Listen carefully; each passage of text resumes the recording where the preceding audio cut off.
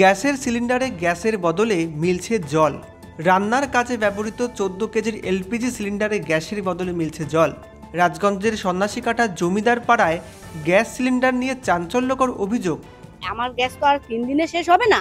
গ্যাসের সিলিন্ডারটা যে আছে ওখান থেকে টপ টপ একটা আওয়াজ হচ্ছে জলের মতন। পরিকল্পিতভাবে দুর্নীতি করে এটা। উল্টা ধমকি দিচ্ছে, আমি যদি কোথাও অভিযোগ করি তাহলে নাকি আমার আইডিটা ওরা বন্ধ করে। অভিযোগকারীর দাবি 14 কেজির একটি সিলিন্ডার বাড়িতে নিয়ে রান্নার কাজে ব্যবহার করতে গিয়ে তিনি দেখেন মাত্র 3 দিনের মধ্যেই শেষ হয়ে গিয়েছে গ্যাস। এতে স্বভাবতই উঠে আসে প্রশ্ন, মাত্র 3 দিন আগে কেনা গ্যাসের সিলিন্ডার কিভাবে শেষ হতে পারে।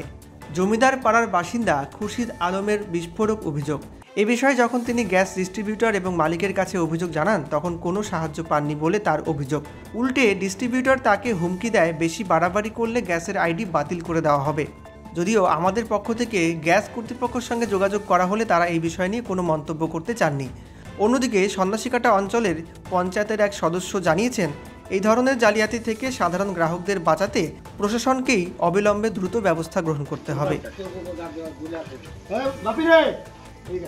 রেজিস্টার নম্বর সব দিয়ে দেবো, আছে তো আমাদের বইটাতে সব লেখা আছে। ভাত আমার হয়ে গেছে, 2টা হাঁড়িতে তরকারি দিছি।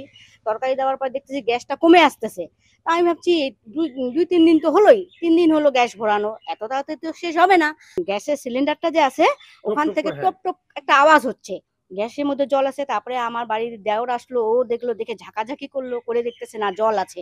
এখন আমরা অভিযোগ করব, এভাবে তো ঠকানো হচ্ছে না। মালিকের লোক এসে বলছে যে আপনি অভিযোগ জানালে তাহলে আপনার আইডিটাই বন্ধ করে দিবে। আমার বাড়িতে এসে বলে গেল ধমকি। তাহলে আমি একটা বৈধ বই আছে আমার, আমি গ্যাস কিনে নেওয়ার পরে পয়সা দিয়ে গ্যাস নেওয়ার পরে উল্টা ধমকি দিচ্ছে, আমি যদি কোথাও অভিযোগ করি তাহলে নাকি আমার আইডিটা ওরা বন্ধ করে। যে প্রতারণার একটা প্রধান ধাপ বলা যায়। অ্যাকচুয়ালি গ্যাস সিলিন্ডার সাধারণ মানুষ 950 থেকে 1000 টাকা দিয়ে নিয়ে আসে এখান থেকে। এবার গ্যাস সিলিন্ডারে 15 কেজি বা 16 কেজি গ্যাস থাকবে, সেখানে যদি 13 থেকে 14 কেজি আজকে জল পাইছে বলে ওনার মুখ থেকে শোনা যে 14 কেজি বা 13 কেজি জল পাইছে, যার জন্য আজকে ওনার চোখে পড়লো। এটা যদি 3 কেজি থেকে 2 কেজি পড়তো তাহলে তো এটা চোখে পড়তো না।